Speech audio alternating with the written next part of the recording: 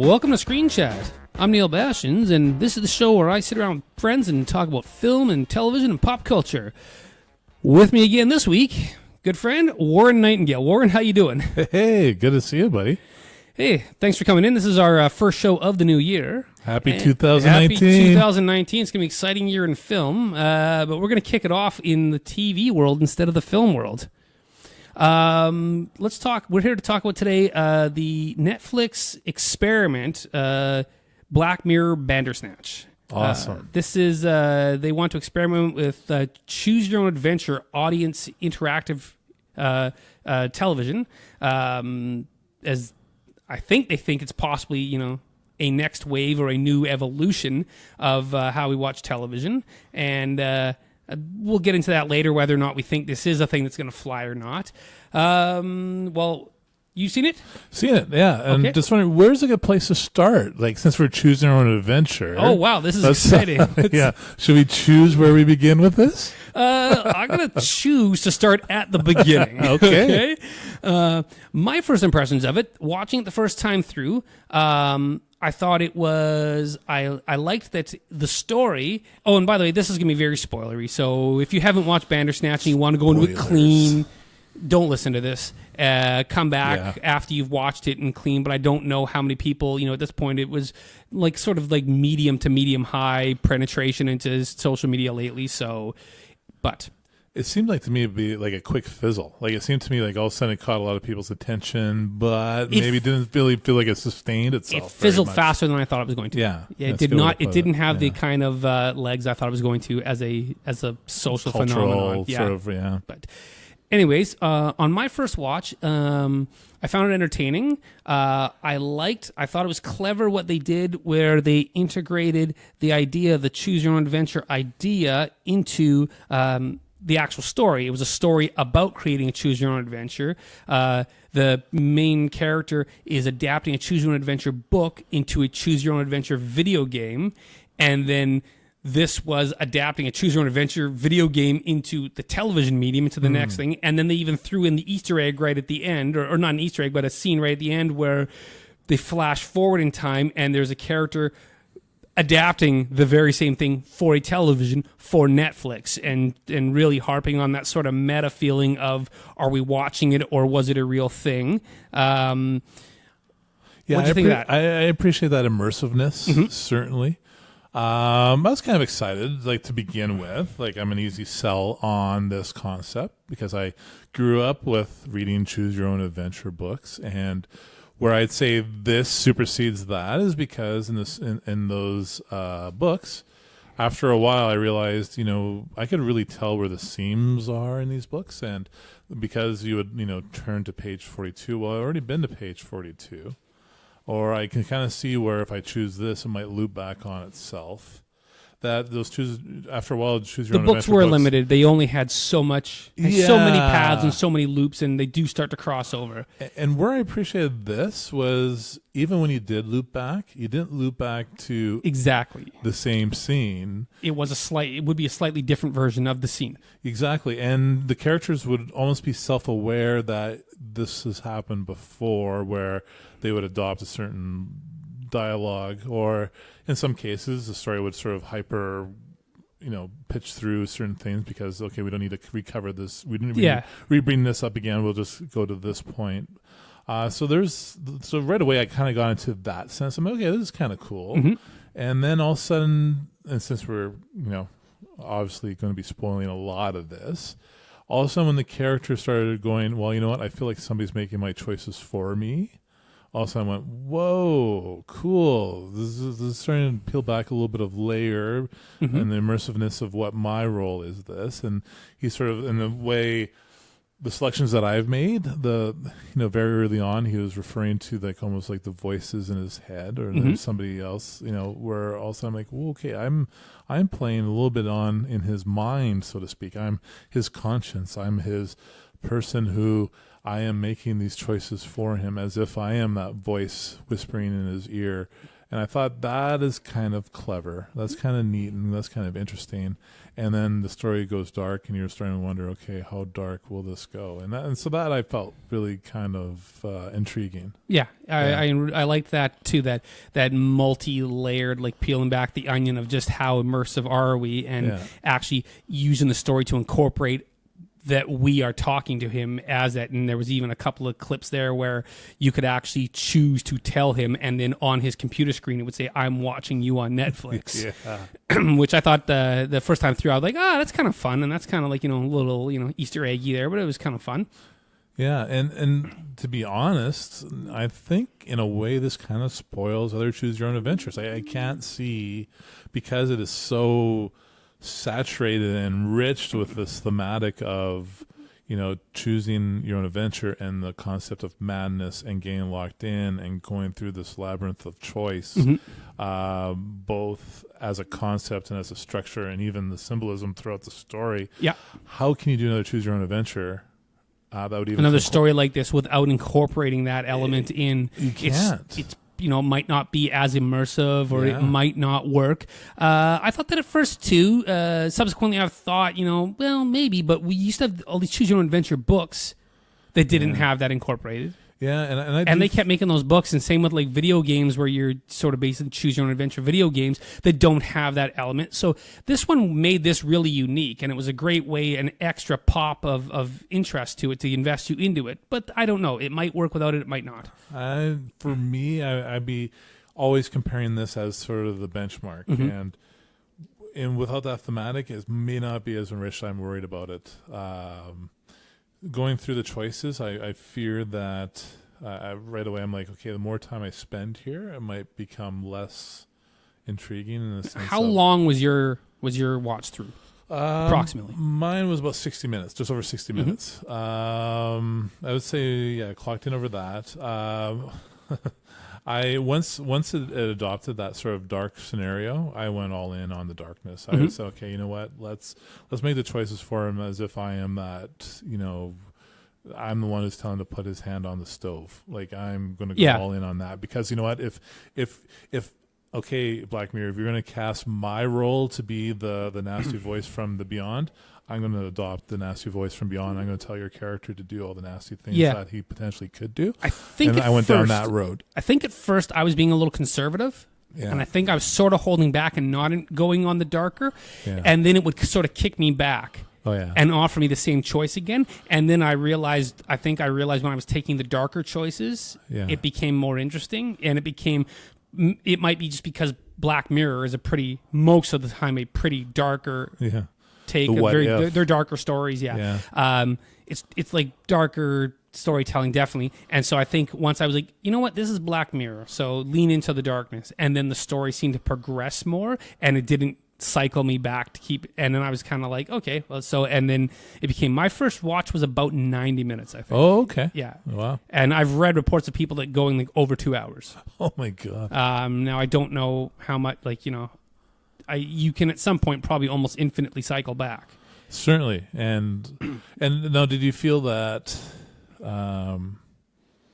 the more time you spent with the episode, the longer I don't know, did it feel like it was lessening the experience because of the length? I guess what I'm asking is, did you feel challenged by the length of that? By the end, when I was getting closer to what I didn't know was the end of my watch, but as it was getting more in, I think once I got past the 60-minute mark, I started to, like, when I would get kicked back again and it would cycle me back again along a path I'd already taken, I was starting to get bored with it. I was starting to be like, oh, okay, this again. All right, get me back to the point where I can choose so I can get off on a different branch, And so in that regard, it started to just kind of feel a little slow, and I was becoming less engaged with it. And then once I cycled it, but then when I would get into a new path, I'd kind of be like, okay, I haven't seen this thing before. Yeah. And but then it would go back to a familiar thing again. I'd kind of be like, oh, okay, And I'm not sure if this was intended or not. It certainly played out with the choices I was making. I could always tell my progression by the video games review. Mm-hmm. Like the very first choices I was making, it got really poor reviews, and basically said, yeah, it felt like he was sleepwalking through his choices. Mm-hmm. I went, oh, okay, that's kind of clever. But if you lean into the darker, your video review ends up being like a 5 out of 5. 5 out of 5, yeah. So yeah, I kind of wondered that too. If this was sort of an internal sort of them winking at you going, the more Black Mirror you are, the better review you're going to get of the game. Yeah. Yeah, so. And it certainly felt that way. Yeah. And I did get the 5-star review at the end, and I liked the way that it really unfolded. Of course, then it goes to, sort of jumps into the future a little bit, which I found really kind of interesting, because one thing, of course, in most episodes of Black Mirror is they are set in the future. They're set in the future. Yeah, this was the very around the corner future. Yeah. I think I've watched about 2/3 of the Black Mirror episodes, and this is the first one that I know of that was literally set in the past. Yeah, there's so much of this I really did enjoy, and I really found it fascinating that. And just reading about it a little bit afterwards, kind of trying to familiar myself with just the idea of Bandersnatch, and just the idea there was actually a video game that was being developed in '84. Because right away, when you have the date 1984, I thought immediately to Orwell. Exactly, you're going to dial into that, and there certainly is. I think that is certainly intended. The idea of you're being watched, Big Brother's watching you, and the idea that we're living in a time and place where collectively we are, each of us, we are Big Brother watching everybody else through social media. I think is an intended sort of theme. And so in that way, it's kind of set in present day because we are part of the story in a sense. But learning about that, there's actually a failed video game being developed in '84 about this was, okay, that's kind of interesting. And just another wrinkle. Another wrinkle into this could be our world, and is it or isn't it? Yeah. And now, did that also come from a book? I don't know if it came from a book or not. Like, I do know the idea of Bandersnatch as a character, that the physical representation of what that looks like, that has been in many different books throughout time, and I think it's, if I'm not mistaken, started with Lewis Carroll. Yeah, exactly. Thank you. Started with him making a character like that, Alice encountering that character through the looking glass, so to speak, which is again very much that idea of Black Mirror as an overall concept. That here is our sort of modern day looking glass in a sense of accessing not only something to reflect ourselves, but also another world that we, a darker world or an adventurous world that we can now, do you think in. They also have that element of the idea of that mirrors, you can go through mirrors as a time travel device? Do you think that is again through the looking glass? Is that just another built in? I think that's intended. Absolutely. Like, I do think that as a screen, it's kind of like they sat and just brainstormed ideas and wrote everything on a board and just sat there thinking, how much can we fit in? How this layered, and that's again part of the madness. I think that you can sort of go into it. Like as I was first starting going in experiencing this episode from just I would say a viewer to being a little bit more of a participant and really thinking through the choices. I started thinking about that sort of madness element. I'm thinking, going, wow, you could really do, kind of a little bit of a mind, sort of mind fuck here. Exactly. Yeah. You can say it. Hey, can we say that on your podcast? I don't know. And like, if I decide afterwards not, I've learned how to beep it out. Can we go a mind beep? We can do that without actually doing the beep. I can create that beep and sound professional type. Yeah. But it really is like you really could do this a little bit on yourself a little bit too. Just like, especially when we get the character, is it Will Porter, who played the guy he idolizes? Colin, yeah. Colin, yeah. Yeah, the Colin character, when all of a sudden they go on their trip, their drug trip, and he sort of starts philosophizing, going, there's multiple timelines, which I think is kind of, to me, that's also interesting. This idea of alternate realities, multiple realities, and this idea that, hey, are we ourselves in the Matrix? He compares the video games and to Pac-Man and being like, well, you just die and we'll respawn, so dying doesn't matter. Exactly, and I'll exist in some other way in some other timeline here. Also, I'm like, this could really be a bit of a mindfuck in all of this, right? Yeah. So I thought that was really kind of fascinating and interesting too. Yeah. Yeah, I thought, they really wove a ton of stuff in. And so every time you turned around, there was another layer to kind of hit you and go, oh, that's a neat thing. That's a cool thing. Oh, yeah, wow. Oh, yeah. So really, I thought the first time through really well constructed in that way. Yeah. In terms of, performance and direction, again, Stefan, performances were fantastic. Good, yeah. Colin was great. Performances were good. The direction was great. Same director. Have you ever seen Hard Candy? Don't think so, no. It's a Canadian film with Juno. What's her name? Ellen Page? Ellen Page. From about 2005. Just a great little film. Small, independent. One of those, Okay, tension. Here's a question I hadn't thought of until this moment now, but it's great to have you here. Yeah. For our listener, or plural. Who knows? Maybe we get more than one. You're a director. Yes. You're an accomplished short filmmaker and have done some feature work too? Yeah. Okay.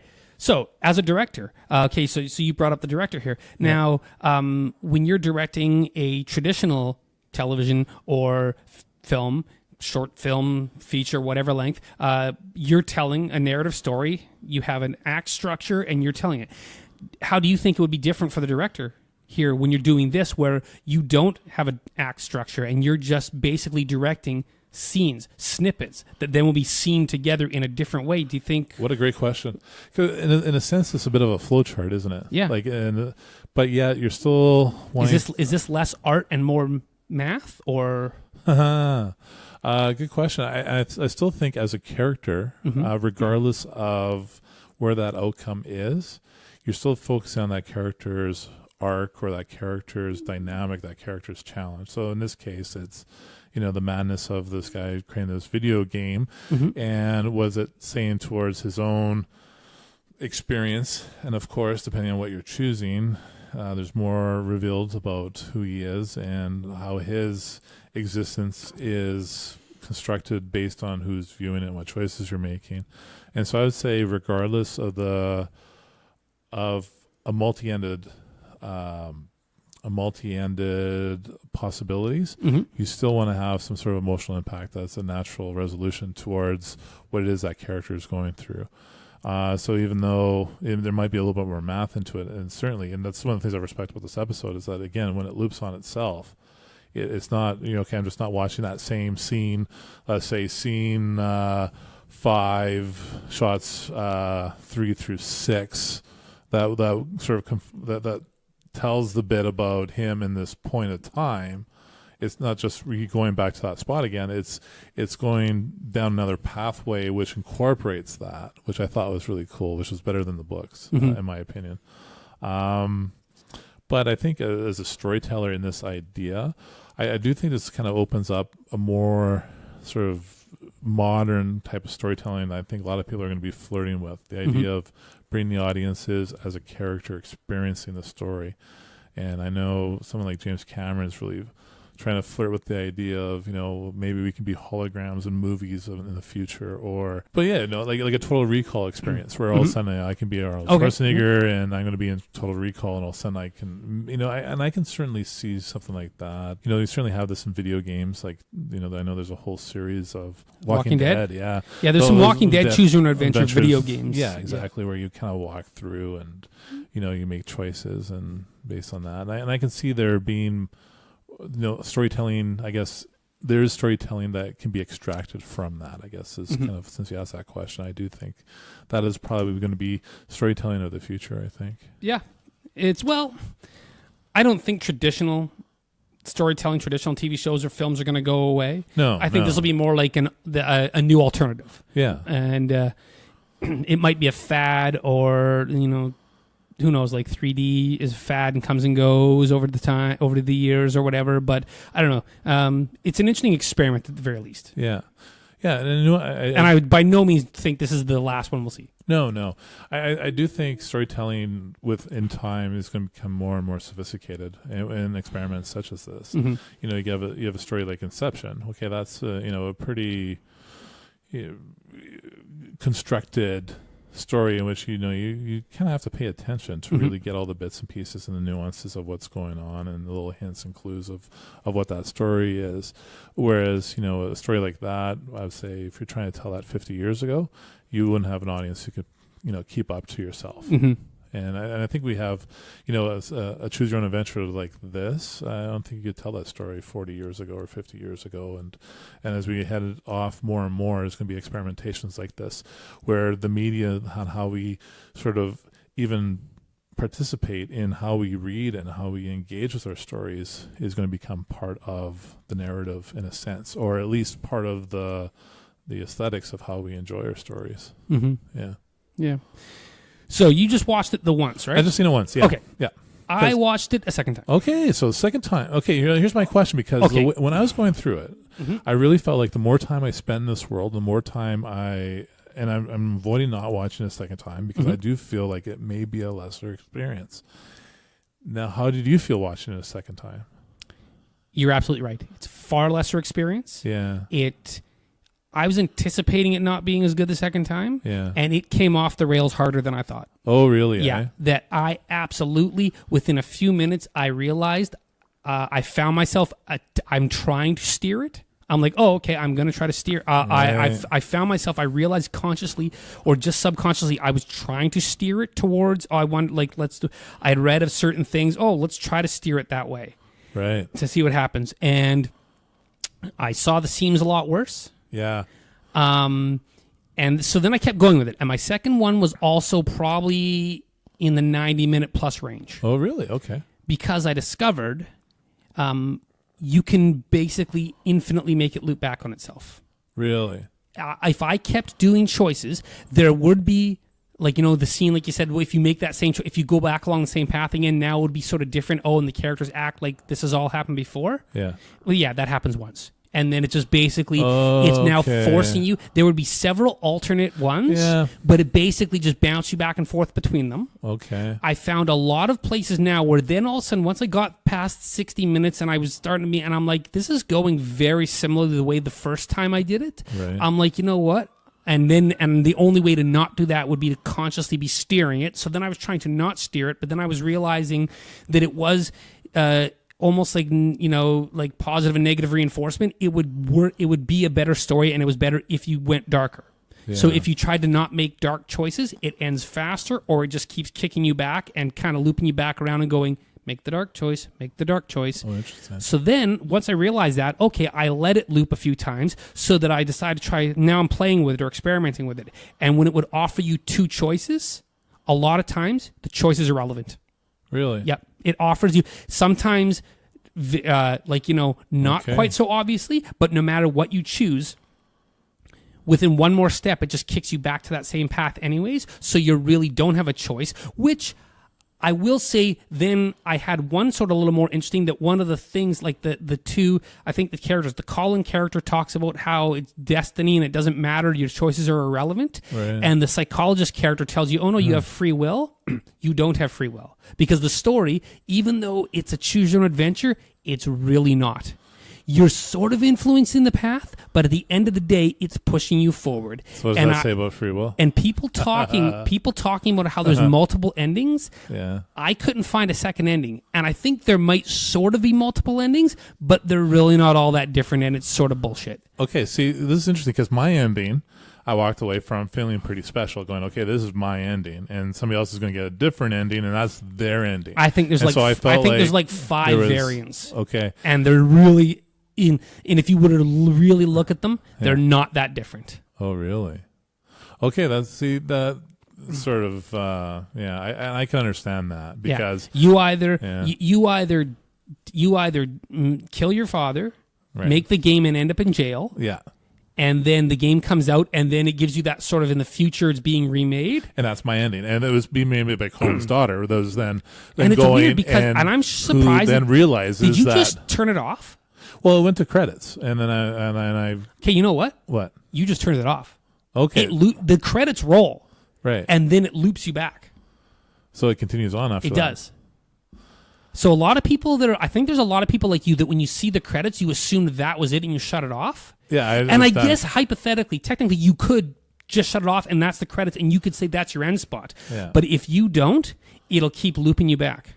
And I almost think there was, when I was watching, a chance to loop back, but I interpreted that as, oh, hey, do you want to reset this? Do you want to reset it? And I went, no, I'm done. I got my ending. Okay, right? yeah. I think if you choose that to be your ending, maybe that's the way you can choose your own adventure, that you can choose to get out that way. But otherwise, it keeps looping you back. Some of the ones, the choices, when you really look at them, they're not even being coy with it. There's not a choice. Like when you're becoming delusional, did you get the scene where it asks you, where the psychologist, you tell her that you think you're being watched from the future? Yeah, well, not from the future. On Netflix? No, that wasn't part of my, I know a few people have talked about that, and that wasn't part of mine. If you loop back from that ending where the game developer in the future is making it for Netflix, it now incorporates that into the story where you can tell Stefan, I'm watching you from the future on Netflix. And then your choices come up, and he's like, what do you mean? What is that? I don't understand. So then your two choices are try to explain it or continue the conversation. And they're both the same choice. They both just keep you saying Netflix is a streaming service, blah, blah, blah. And I'll tell you here, also as a side note here, the second time through, I no longer found the Netflix thing self-referential being clever. I'm just like, this is just self-advertising. And now is that because you're experiencing it a second time, perhaps, as opposed to the first time in which you are accessing I think the uniqueness of it the first time maybe hit me, and maybe the second time it was an annoyance, and so I think the reality would be somewhere in the middle. That it was a little bit shameless self-promoting, and if it wasn't, they could have, but whatever. But and so no matter what you do, you can do it. And the only options are keep telling them or end the conversation. But sometimes it offers you two choices that are both basically continue the conversation. So then you go to the psychologist's office and you're telling her this, and she says to you, okay, if it's a form of entertainment, don't you think it would be more exciting? You're in a pretty boring place right now. And your two choices come up. Would you like more? And she goes, wouldn't you like it to be more exciting? And your two choices are literally yes or fuck yeah. So and if you pick either one of them, they both lead to the exact same scene where you throw tea in her face and push her, and she spins around and all of a sudden has like kung fu sticks and starts kung fu fighting with you and attacking you, and you fight her and punch her, and then your dad bursts into the room. And you fight him, and eventually he drags you out of there. And then you're offered a choice. Your dad has you in a chokehold pinned against the wall, and your two choices are karate chop him or kick him in the balls. And they both lead to the same result. You attack him in either way that you've picked, but then the next scene is still just him in a headlock dragging you out of the room and you yelling at the psychologist.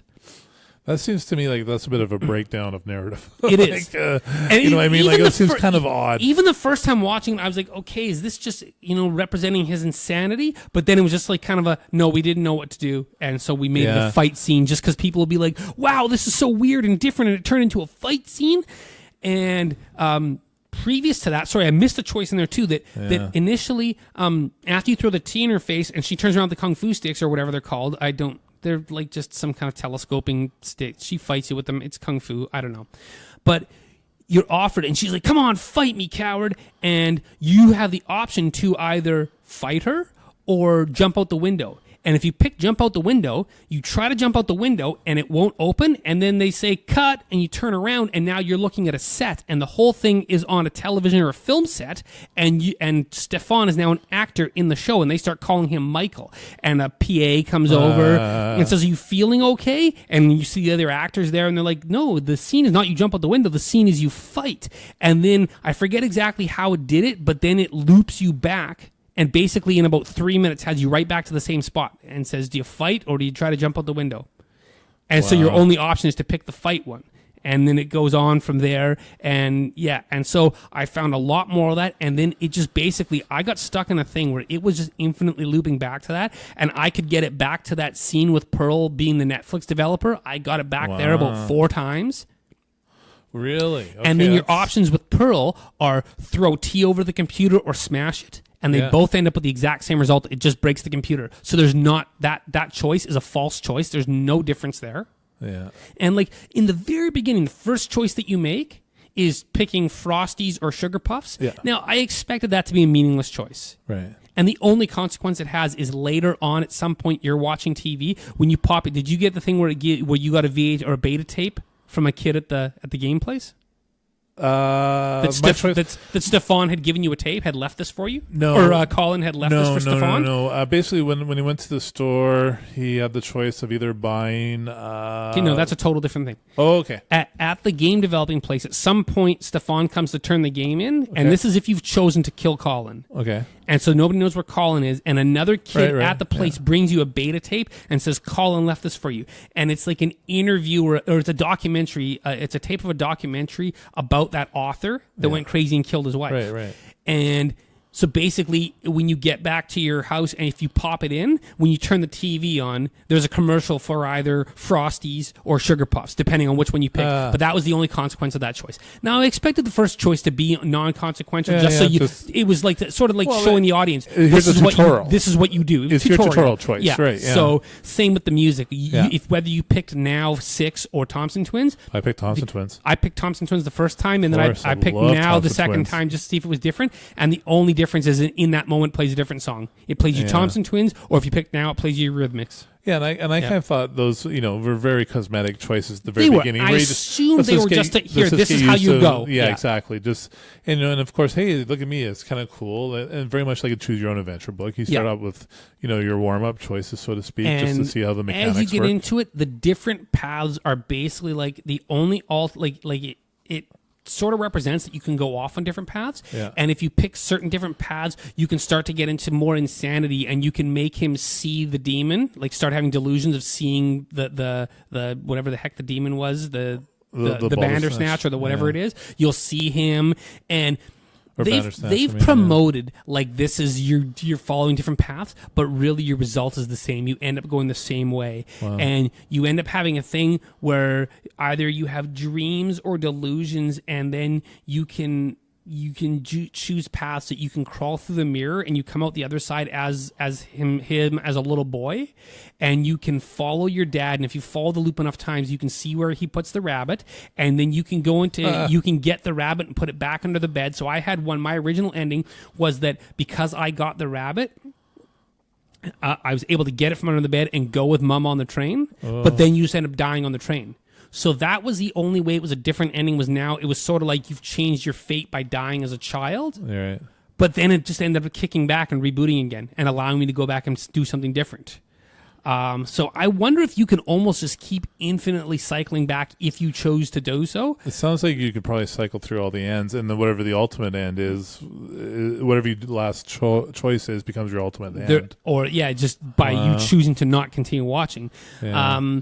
And stuff like if you could go, like when you, even as an adult, you see your dad fall asleep and you get the key to his office and you go in there and you're basically allowed to choose like what path, like you can make it that he's going insane because of the book, or you can choose a different thing of where he's being experimented and his dad and the psychologist are both in on it and they're watching him as part of a thing called program and control study. PAX with an S, or PAC, PAC, like in referencing Pac-Man. Yeah. And so different times, if you punch in different, like you go to his dad has like a file cabinet in his office, and you have to punch in a code, and depending what, and it offers you two choices each time, and depending which ones, one code won't open it, and you're just locked out of it. But other times, if you have punch in the right code, you open it up and find the rabbit. A different time, you punch in a different code, and what you find when you open it up is files and research information on yourself that they've been studying you and spying on you, and then you can watch a videotape that's shot from a hidden camera in the psychologist's office. So they're always out to get you. Wow. But your end results always being the same, just that he's going nuts and that he ends up. So whether you go insane from drugs, or because you're being watched and controlled by your dad, or because you're possessed by a demon, no matter what, you still do the same thing of hitting your dad with the ashtray and burying him. And then the idea of choosing, again, another choice that's a non-choice. Bury him or cut up the body. Either way, within a couple of scenes, you end up getting arrested again and they find you. So it's really it's a non-consequential choice. So a lot of the choices are really non-consequential, and the paths end up even though you might take a slightly different path, they end up looping back the same way. Which, I guess, in a way, functionally it would have been difficult to do it another way. Yeah. So maybe this is a thing, and But I think it's a tippy toe into the first time I watched what you can do with it. And when I first heard of it, and then I first watched it, I thought, oh, this is going to be cool, because this is going to be a thing that as long as you vary your first few consequential choices, you can have a very different experience, and this is going to have a lot of rewatchability. And it doesn't. It's basically you just end up in an endless cycle of the same scenes. Well, after watching it my first time, I was quite satisfied with the experience, but I really did consciously choose, okay, I'm not going to watch it again. I'm not going to spend too much time reading up on what else exists there, because it does feel to me, the perspective that if I was to do any more with it, the ending that I got to would no longer feel like my ending. No. It would just feel like part of the construct of what this whole thing is, how it's made. And so I'm going to let it be there. And now listening to you, I'm like, I'm really glad I didn't, just because I knew, or I know that it would really take away from the experience. Yeah, I decided to treat it like an experimental car or airplane and become the test pilot, and let's really go out and see what it does, and let's shake it up and shake it down and see what happens. What happens if I do this? Yeah. What happens if I do that? And I found out that most of the choices basically are inconsequential, that the story will just keep going to the same eventual ending. Yeah. And it might take a different slight path off, but even those slight paths are basically the same. So the more time you spend with it, the less clever it is, it seems. Yeah, it just falls apart. Wow. After watching it the second time, I'm like of the opinion that this is a really interesting experiment in a different kind of form of entertainment. Yeah. And I think we will definitely see more of them, at least a few more. I'll probably watch another one, like not this one again.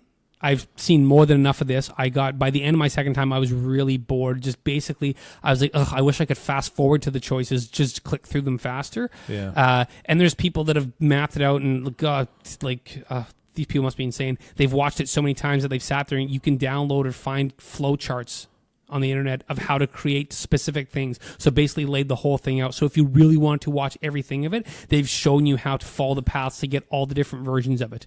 But they're all basically just variations on a theme. Now that's interesting, because Netflix has really fostered the sense of the power watch or the binge watch. Now I am cynical that here is Netflix because it's only seen on Netflix. It's part of the storyline. Hey, I'm watching you, over time and space through this streaming service called Netflix. Mm-hmm. Now, I am, of course, very skeptical when it comes to those kind of things. It is a product placement. It's very much designed, to be, hey, this is a cool thing that Netflix is doing, and again, raise their brand awareness and brand loyalty and all those things that you do when you do those things. Like 100%, yes, it's intended to be more than just, an element of a story. It is meant to be, to kind of have that sort of all those implications that I would say that it does when you do have a product placement like that. Mm-hmm. I'm wondering if, people's fascination with it is because we are grown up to interact with our media a little bit differently, to be completionists of, when I start watching that first episode of Ozarks, I'm going to keep watching it until it's done. I don't know. That's possible. I thought it was more an aspect of people on YouTube, and because most of the things I saw, these things were charts like, oh, here, come to my YouTube video and I'll talk about it, but then I'll give you a click to my thing. I think it's more a service provided. People obsessing, like people watch my YouTube channel. Yeah, either trying to monetize their YouTube channels or people that are just, I think, it becomes a thing of they've got to be the person that knows it all. So they're obsessed because they want to. It's now become a thing that for 10 seconds anybody can be the expert on something. Yeah. So if you've watched it to its completion and you've sourced all the different things for the news cycle or whatever you call that, for the next cycle of information, infotainment, whatever. You're somebody, and you're a person that knows and that people will come to, and I guess that's validating for people, and whatever, to be, hey, I'm a person and people are going to come to me because I have the knowledge, and so I've got the conch. Here we are, and for at least now, until it becomes the next thing and it moves on, and then they'll look for the next thing to be, very knowledgeable about and be the person that goes, and hey, then people start clicking on Bird Box. Exactly. So good on them. Hey, that's a thing. And if you sat through all these things and kept watching it, wow, power to you. Yeah, no, and I come back to the point earlier that I felt, really satisfied with my experience and thinking about it. I wanted that experience to be enriched by not spending any more time in that world. And another one that comes along, I would only watch it once. Yeah. But I'm also now, I think it's also already been ruined by the idea that I'm going to know that the choices are really inconsequential. A lot of them are inconsequential.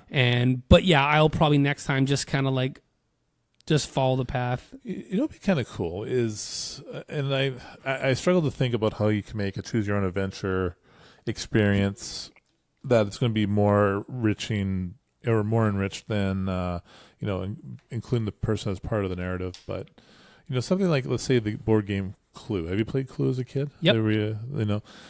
So I wondered if if there's a choose your own adventure story that you can make. That's sort of Agatha Christie. Hey, everybody's in the house. Mm-hmm. There's a murder that's gone down. Who's going to be? But based on the choices you make as whatever character you choose to play, pick 3 or 4 different endings of different people committing the crime, and your thing will lead to a different ending. I wonder if something like that can work in a structure like this. I don't know. Without seeing behind the curtain, so to speak, to know the technical aspect of how, we don't really know how sophisticated this can get. I said, it basically kept steering you through to the same path, just variations on it. Now that might just be a symptom of this story. Yeah, that's maybe true. It could branch off to totally different endings. Yeah. Now, of course, Clue, the movie, did have multiple endings, but it wasn't an audience influence thing. It was just basically different. Depends on what screen you just happened to catch that day. Yeah. Which wasn't, I think, probably an interesting experiment at the time of get people into movie theaters more. But hey, power to them. Yeah. I don't recall it being very fondly remembered. No, people kind of saw it as gimmicky from what I remember. Mm-hmm. I think there was one ending that everyone sort of agreed that this was the best ending, and I think that's what they went with when they did release it on DVD a little while later. And most DVDs, I believe, have the multiple endings. The multiple ending. That you could watch. I remember seeing it not theatrically, but on the very original pay TV, First Choice Super Channel back in the mid '80s, Canada's Super Channel. And I remember that then. Depending on when it would screen, they would screen it with different endings. Oh, really? Yeah, the different showings would, and I don't. Oh, no way, really? I don't even. Cool. I don't even remember knowing if there was a way. It didn't designate them as ending A, B, C, or D in the viewing guide. The program. Yeah. It would just list it as Clue. Okay. But then somebody tipped off. What you watched. Somebody tipped off probably my dad or somebody that there was different endings, and so I then watched it a couple times. If I saw it was on in the guide, I would come. I recall thinking I would come in 10 minutes before the end instead of watching the whole thing over and over and to see if I could see. And I think I remember seeing different endings. Oh wow! You know what? I might be inventing that in my head. I'm curious. I think you know what? I am inventing that in my head because now talking through the mists of time are clearing. Yeah. And now I'm remembering it differently, that what they did then was that they presented all the endings, but as it could have been this, or it could, and then at the end they said, but this is what really happened, and then showed it. Oh, okay. Where I think when it was in theaters, they would just show one ending initially. But we're talking about memory now. Maybe memory's a theme that you can work with a choose your own adventure. Let's say, you lean into that sort of the Mandela effect phenomena that people love on their YouTube. Things, the world changing. World shifting, little nuances, detail. And then depending on your choices, all of a sudden when a person's talking to you, now they have a different detail. Maybe a character shows up with a different haircut or something. Yeah, and you're what are you talking about, That can be kind of a fun way to. I'm just thinking of different ways in which because choose your adventure. Because I am struggling thinking and going because I do think that they really did layer in nicely the thematics within. I think choices I will give them that. This was an interesting way to present it in a very meta fashion. Yeah, where a lot of their themes were pulled in from the real world as a sort of a way to pull the audience into the story. And of course, my storyline where all of a sudden I realized I was the voice in the guy's head, then I became a character in a sense, and all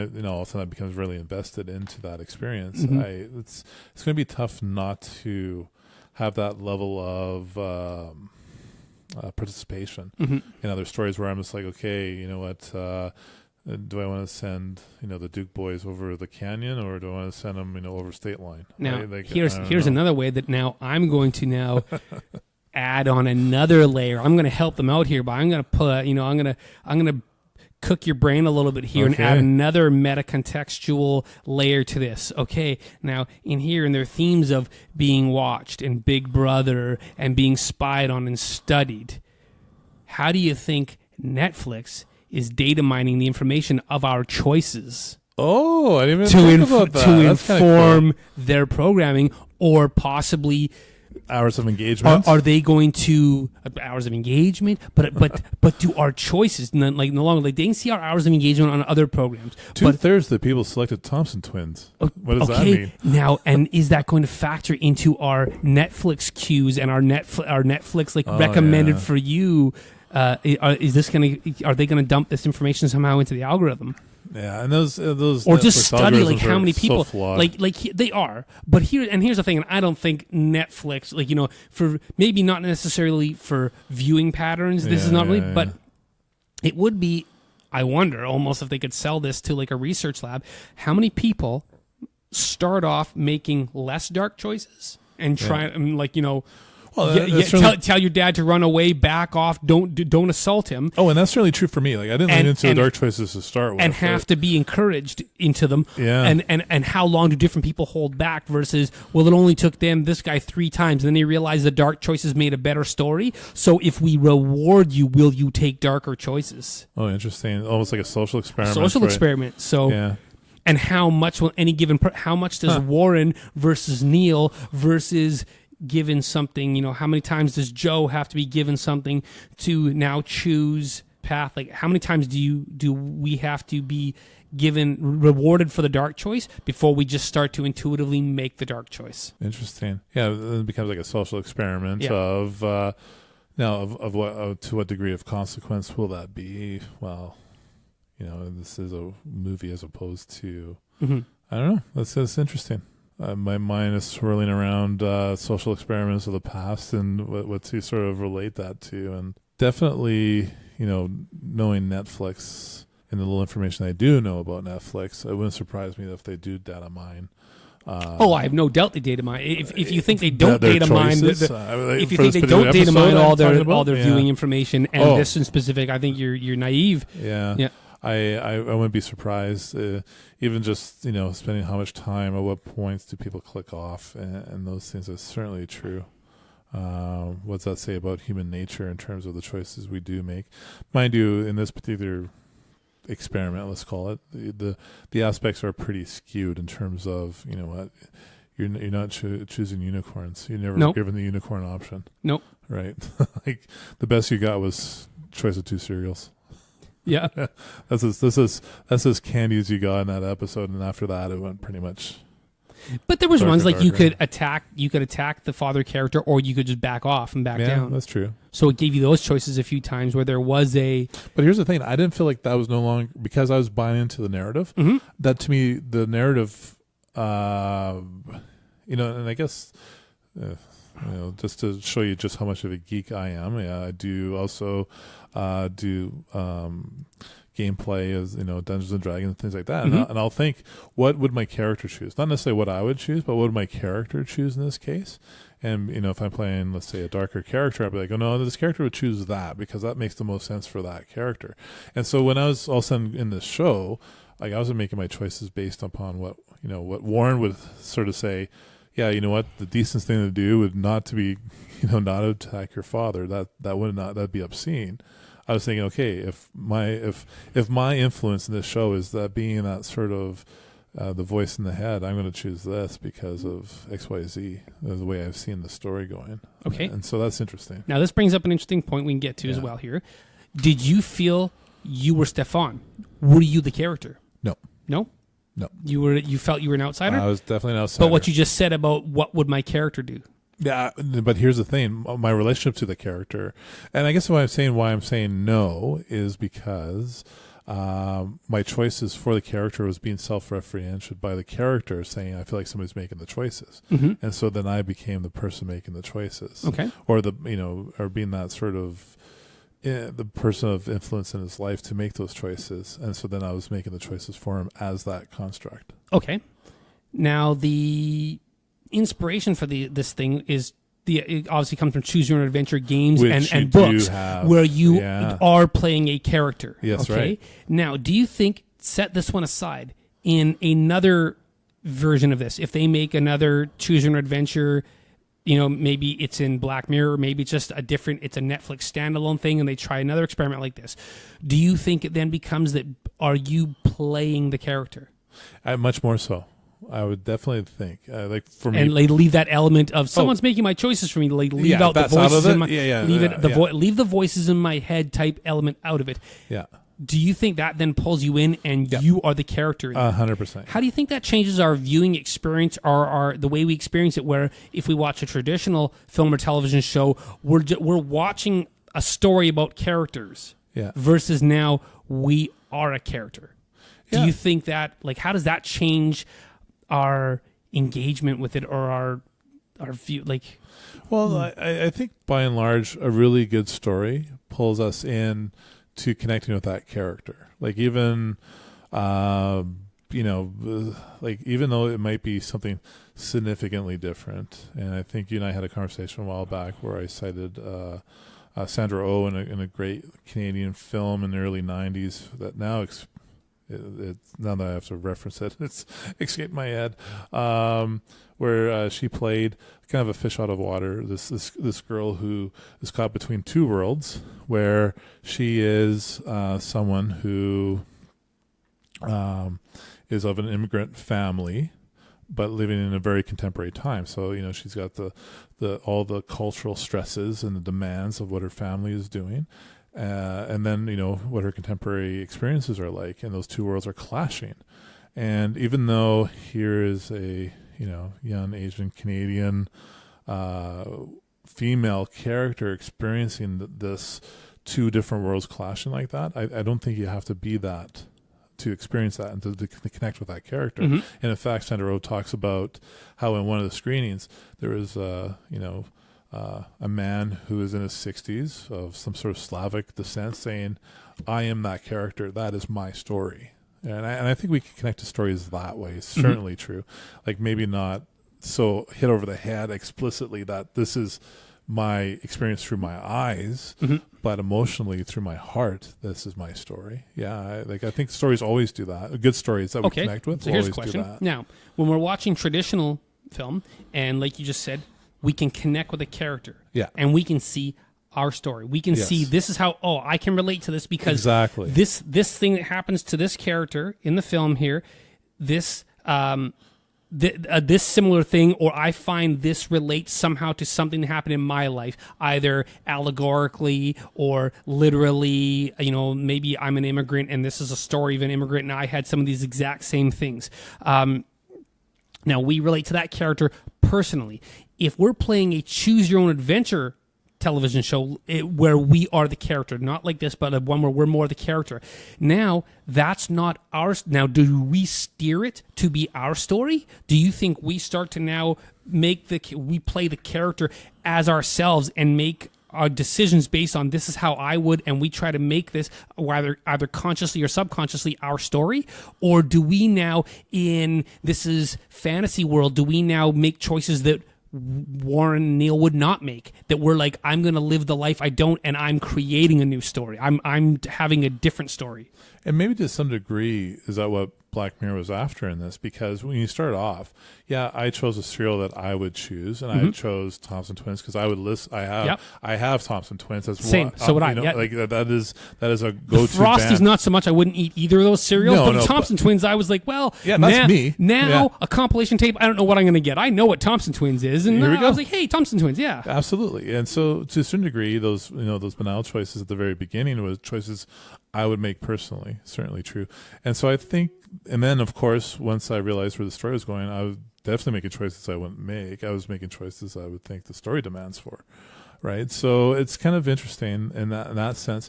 I do think, to answer your question, I think both. I think people will have the opportunity to I'm going to experience this as I would experience this because this is going to be an emotional reaction to what this narrative is, or B, almost like a video game, I'm going to go batshit crazy in this world because where else can I experience, doing something crazy like jumping on a runaway train and going on the very top, and just screaming like a bloody madness as it's going down at 1,000,000 miles an hour. Like there's things I'll never experience in real life that I can't experience in this sort of virtual state. That maybe I'm just doing something for the adrenaline of it.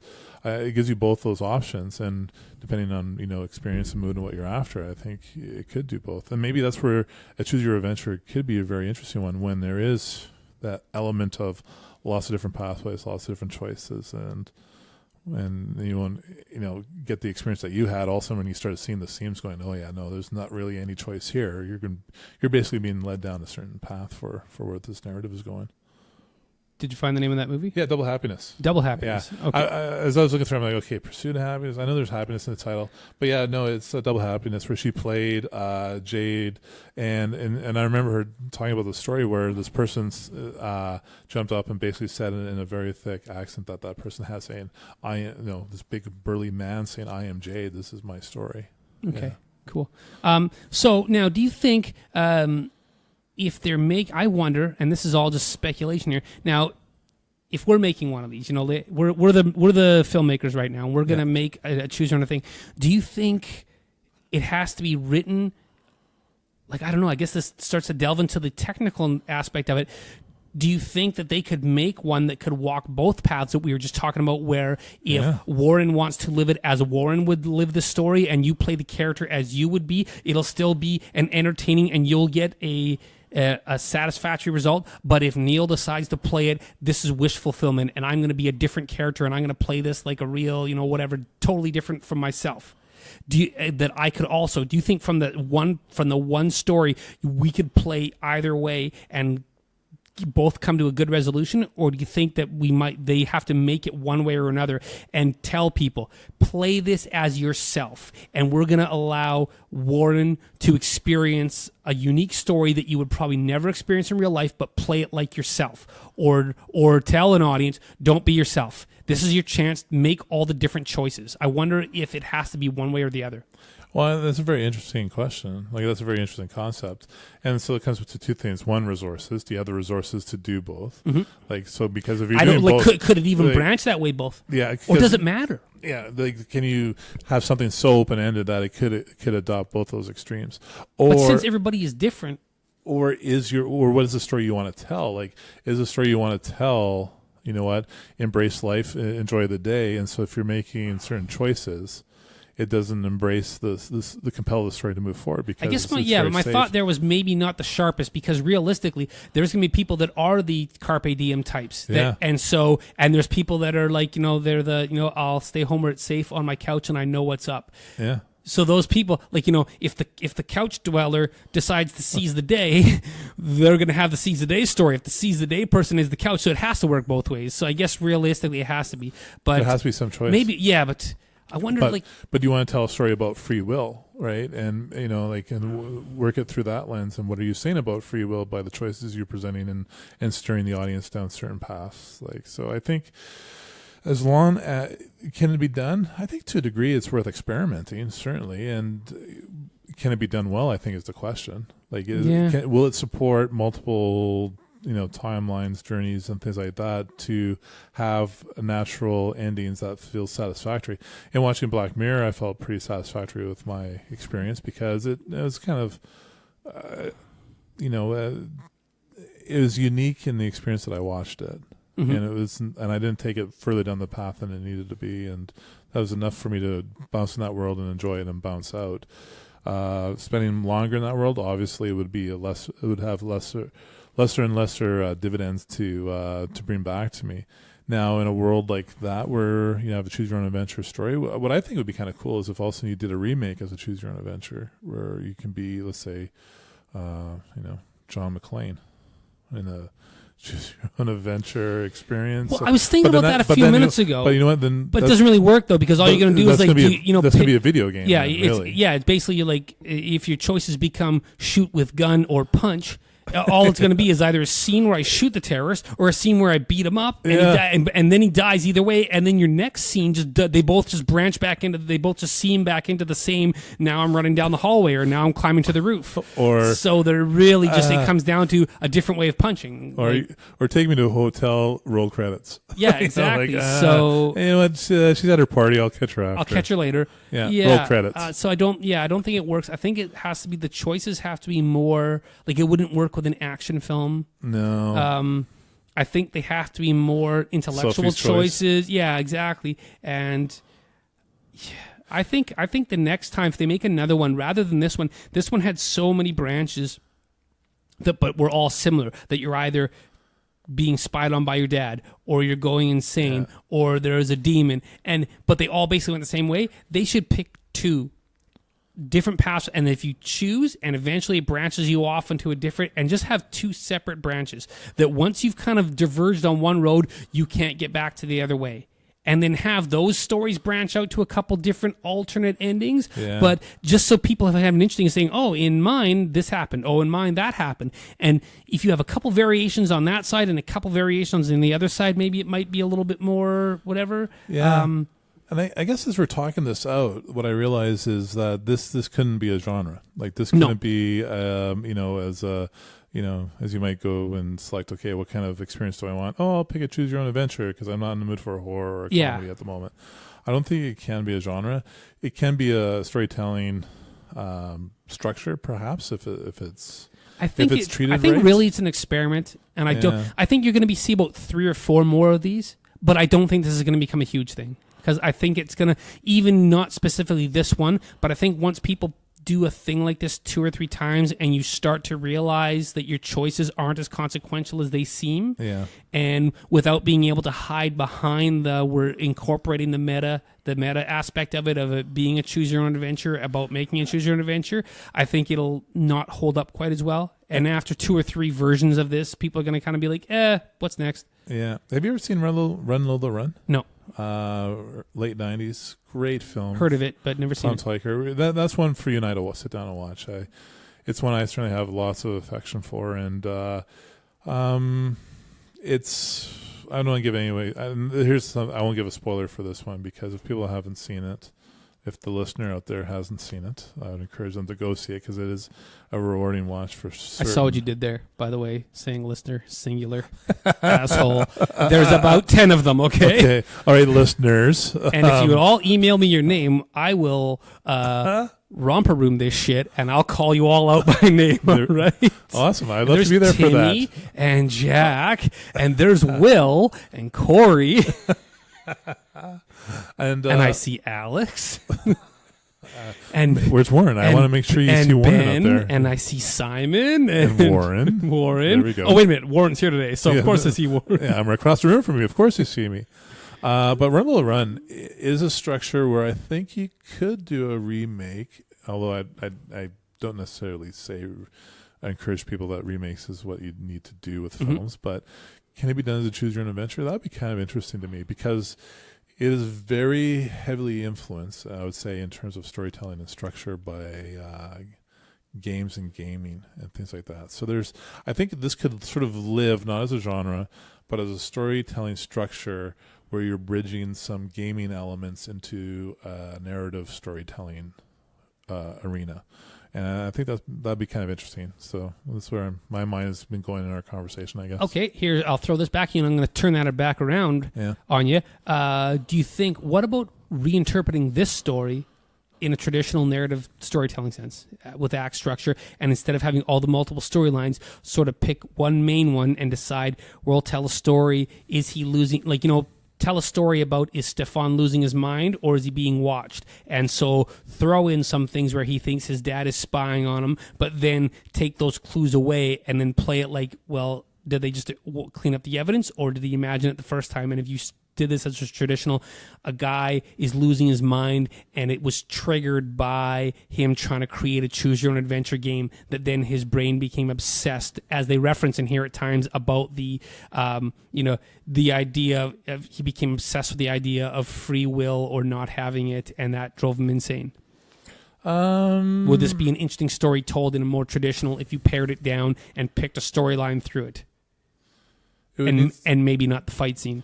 There's certainly some elements there that would make an interesting story. You would definitely have to go very subjective, in my opinion, with it, in the sense of where this is becoming where you really do identify with the character. And let's say if he's feeling that somebody's making choices for him, you hear, let's say, whispers in the ear, so to speak, and you really play with the technical elements of it. I think you do it, and I think it would be interesting if you made it, and there's probably this film exists, and you can probably tell me which one it is, but make it completely from, say, Stefan's perspective. Yeah. Where the audience becomes Stefan, exactly. And like you said, put whispers in where you're like, what? Is it or not? And be very subjective. And you hear, right? and the audience can hear things that only the main character hears, and other characters in that scene don't hear this. Yeah, exactly. And so there's elements there, like all of a sudden having the additional storyline of the father and things like that, I would be like, okay, that hits the wayside, because this is going to be a story about a character who's making a video game and questions his own madness, because the game's about madness, and how much of that is based on his own experience, and is he going to lose touch with reality by going through his own personal labyrinth of creating the game. So I think there's a story there, and you sort of adopt the idea that, is the game now messing with him? Is there something, is there something sort of nasty about the game that's coming out of him, or is that part of his own personality that's coming out? Like, I think there's a lot of story elements there that you could sort of weave into a story. There's a lot in this current experience that you would sort of hit the wayside, like the whole bit with the dad and losing his mom. All that stuff's got to go out, or at best is just sort of a minor. Not another thing for him to uncover, because there's the one thing that has to be the thorough line, in my opinion, and that being, his experience of making this game and what that does to him as a character. And another thing. Yeah, no. Another thing popped up that the Stefan character heard in when I watched it. And I don't know if you heard this or not, or got to that point. When he was making the game and it wasn't working, I can't remember who he's talking to, but it struck me, and I was wondering if this was supposed to be meta, or I imagine it must be, because they paid so much attention to this. But he says in the end, how he made it work was stripping out. He'd given it too many paths, and he stripped it out, because giving people too much free choice doesn't work. Yeah. So he's limiting their free choice, and he says a free choice is an illusion. So after the second time, I was like, wow, I wonder if that was really winking at the idea of this thing, there aren't as many paths through this thing as you think. It really is. It sure looks like it, but it's really a hall of mirrors, and there's really only one path through, and it just always looks different. Totally true. That's totally a wink. So I was kind of like, wow, that's a total wink. Pointing at its own flaw and incorporating it into the story. I'm like, well, that's geniusly idiotic, or idiotically genius. I'm not sure which. Yeah, they both worked fine, I'd say. But so that's good. Yeah. So overall, I'd say an interesting experiment. Again, I think we're going to see 2 or 3 more, maybe 4. Yeah. I don't think it's going to really long-term become a thing, because I think they'll all start to look like each other. And I think we'll see they'll try it slightly differently, or a different kind of thing, and it'll fall on its face. You'll find a way, like, we'll do the action one, and then it'll fall on its face that it's like, well, I'm just picking between different action fight scenes. So fight scene A or fight scene B, it just becomes 2 fight scenes. Who cares? You might find that the only way it really works is in sort of a darker Black Mirror type setting, where you can make dark choices where you would not do it in the real world. But then that's, again, as we just said, not really free choice, because it really just keeps edging you towards that darker story. I wonder if this could encourage people, though, like you said, this was bringing elements of choose your own adventure gaming in, or like role-playing games, like you referenced Dungeons and Dragons. Now, could you get people that you go, hey, I really like this sort of interactive entertainment, and then people go, if you like that, why don't you try Dungeons and Dragons? Because you're not sitting in front of a TV for it, but you are creating a character and truly choosing your own adventure. Maybe people will get more into gaming, into role-playing games. Well, there's, which are already huge in the past 5 years of real. I don't even know, maybe the past 15 or 20 years have really continued to grow. Their growth has probably been continuous since the 80s, but yeah, and I'd say since the early 2000s, like the influence of that sort of Euro gaming in the gaming world, and certainly anecdotally the popularity of Dungeons and Dragons. Even just this last Christmas, my brother picked up as a Christmas gift to me a graphic novel of Into the Adventure Zone, which is based on a podcast of guys who are D&D, and reading through it, I'm like, oh, this is a lot of fun and it's brilliant. And I guess where I'm going with that is I do think this is more of a gaming element. And definitely, I hope all of a sudden somebody goes, this is a lot of fun, and do embrace those sort of role-playing games and things like that. I think is awesome, and I think ultimately this is because also in a game you can create a whole entire wonderful world where you can go, okay, do I want to walk down the path or do I want to explore the forest? And you can explore that and do all kinds of mini adventures, mini games in which you're spending hours and hours and hours in this world, whereas with something like a film or a narrative or a story, typically, people are in it for, we're almost conditioned to be in it for as long as we can, like that we do experience it. Oh, I'm in the mood for a sitcom. I'm going to spend somewhere between 20 minutes to 30 minutes in that.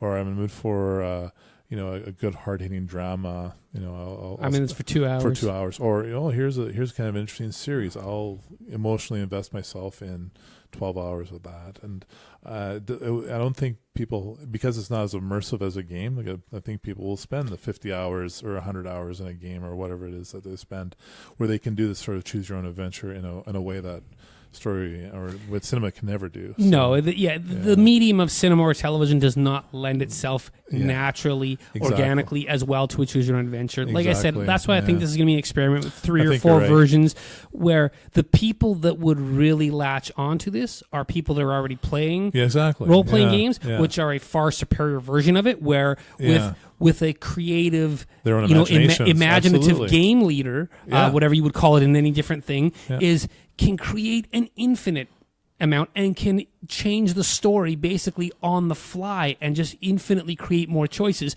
where this is limited specifically because you have to jam it in and it's got to be a thing and whatever. So and it becomes about production value. And it does, and it just becomes and when it's in this format, it's going to naturally and understandably be limited to only a certain amount of choices and paths. Where with a true role-playing game, traditional role-playing game, you're unlimited. Your imagination is the limit. No, I do think video gaming and cinema they're still going to converge more and more as we go. Certainly true, and I do think someday we might experience a movie as a hologram in some kind of way, but that's future. Maybe but I think never more than in an experimental way. No, like they did that. What's it called? Hardcore Henry or something? Oh yeah, I didn't see it, but it was all shot as a first-person video game. First-person shooter, yeah. But I haven't seen it either. Yeah, and the problem with why video game films basically never work, an adaptation of a video game into the film, is because the story you've already seen it, and it's more fun to play. So you're taking out the whole playing aspect, which is 90% of the enjoyment. People don't play video games nowadays to watch the cutscenes. Yeah. They play it to play the game, and the cutscenes are just sort of like a fun little spice in between. It's like the Easter egg almost, right? Yeah. Where you wouldn't watch, if you reduced, say, like Marvel movies to just a series of Easter eggs and there's not an actual story, the superheroes aren't fighting anybody, you just sit for 2 hours and watch a character walk down the street where in the background it's just like spot the Easter egg, which at times was, Ready Player One felt like that at some times, but there actually was a story going on. It was not bad, but yeah, so you wouldn't just go and watch 2 hours worth of Easter eggs. So to watch a video game without being able to interact with it, you're really taking away why you're watching it, right? Yeah. Well, for a dramatic story, certainly true. Mm-hmm.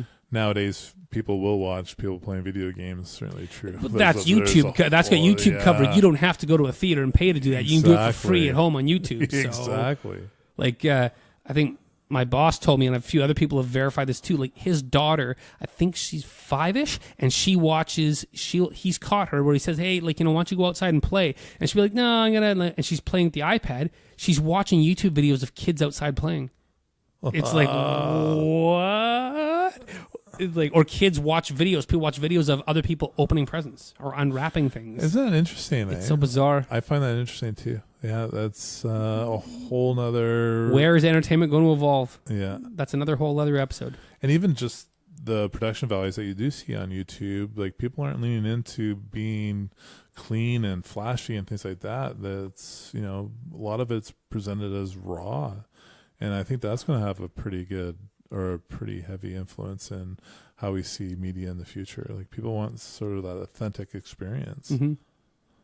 I don't know, choose your own adventure. This, for a first time through, a fun experiment. Fun experiment. Yeah. But I don't know if it's ever going to be more than a fun experiment for me. Yeah, but it won't be much authentic after that. That's for sure.